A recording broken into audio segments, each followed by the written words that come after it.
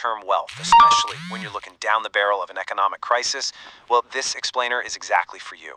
We're going to dive deep into the hard data today to reveal the truly distinct roles of gold and silver. We're moving way beyond that surface-level financial advice to build a real, actionable risk management playbook, one that's literally based on thousands of years of human history.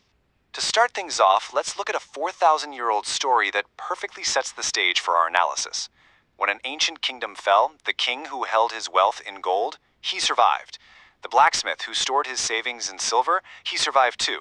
But the merchants, the ones who held only the king's paper promises, they lost absolutely everything. The big takeaway here is that gold and silver have outlasted literally every empire and every financial system humans have ever built. But, as we're going to see, they behave completely differently when that system actually breaks down. So here's our game plan for today. 1. The myth of sameness. 2. Gold, the vault key. 3. Silver, the cash register. 4. Managing drawdown risk. And finally, 5. The long-term playbook. All right, diving right into section 1. The myth of sameness. Breaking the illusion. You know, probably the biggest misconception out there is that gold and silver are driven by the exact same things. I hear this all the time, but they really aren't. Gold is a pure monetary metal. It basically has one main driver, and that's fear. When humans panic about the financial system, gold goes up. It's incredibly simple. But silver has this wild split personality, and honestly, this is where most investors get it totally wrong. Think about it like this.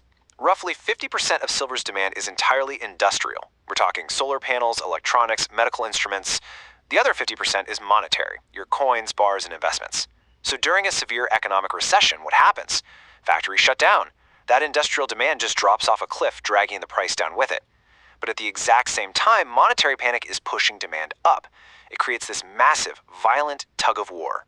And we can see this exact dynamic play out across historical crises. We're not just talking about economic theory here. We are looking at real hard outcomes over the last century. From the Weimar hyperinflation in the 1920s all the way to the 2020 pandemic, the data absolutely proves that these two metals react in vastly different ways when panic actually hits.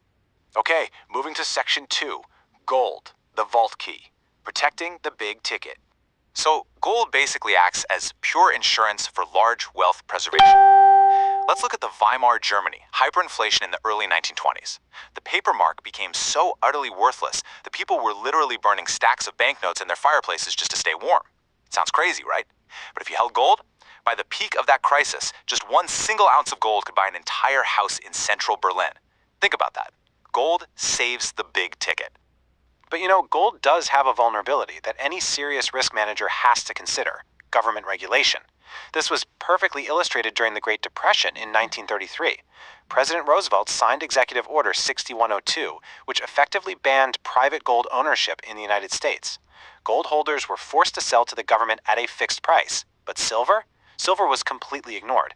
The government considered it too bulky, too common, and honestly just too essential for daily commerce to confiscate. So people who had silver just kept using their money freely. Which brings us perfectly to section 3, silver, the cash register, running the weekly budget. Let's jump back to that Weimar crisis for a second. You couldn't exactly walk into a local bakery and buy a loaf of bread with a gold bar. Nobody's gonna have change for a house.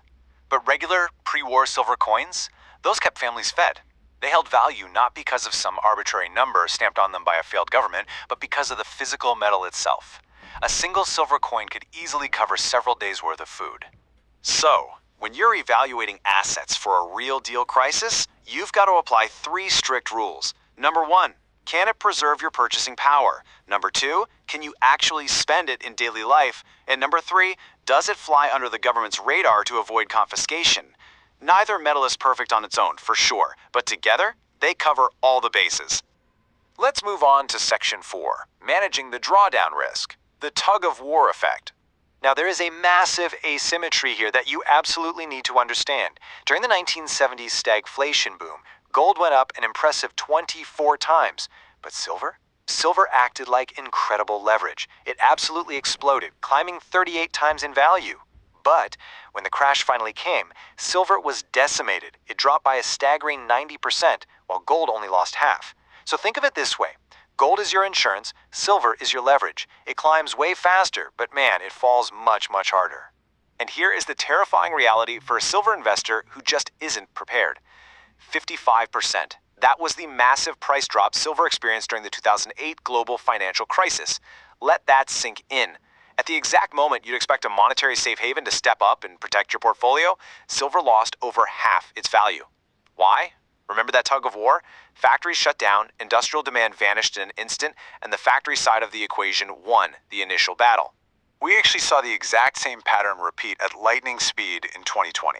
As the entire world locked down, factory shutdowns crashed silver all the way down to $12, before fear finally took over and caused it to spike 140%. Meanwhile, what was gold doing? It just steadily climbed the entire time. No drama. It did exactly what a crisis hedge is supposed to do. Which leads us to a pretty brutal truth for risk management. Silver drops first. If you're someone who just cannot stomach a 50% drop the moment the financial system breaks, then silver simply cannot be your primary crisis hedge. If you need liquidity immediately when the panic hits, the historical data shows us that silver will fail you at the worst possible time. It goes down first, and it only goes up later.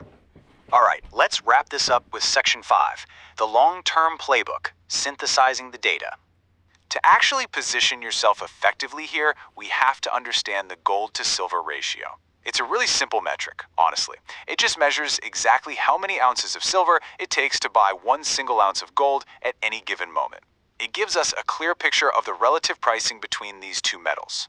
For literally centuries, this ratio was set by empires and governments at roughly 15 to 1. But in our modern era of free-floating prices, it wildly fluctuates.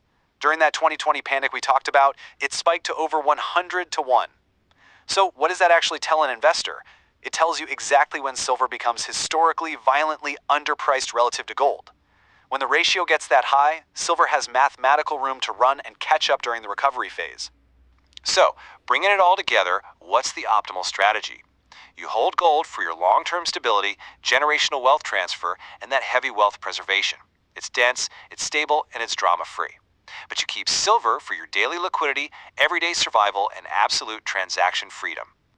The source material for this explainer distills it perfectly. Gold is the vault key. Silver is the cash register. You don't just pick one or the other. You recognize that they do completely different jobs, and a properly structured long-term portfolio really needs both in the building. To survive whatever wild economic scenario history might throw at us next, just remember this framing. Gold acts as the heavy, unmovable anchor for your fortune. Silver serves as the nimble, everyday lifeboat for your family's immediate needs. No single metal holds all the keys, but together, they have successfully covered every single scenario for the last 5 millennia. So, I want to leave you with this final provocative thought. Based on thousands of years of hard data, if an absolute crisis hit tomorrow, the entire system broke down, and you could only hold one of these metals to protect yourself, which would it be? Really think about your own risk tolerance and how you want to manage your wealth going forward. Thank you so much for joining me on this explainer, and hey, keep learning.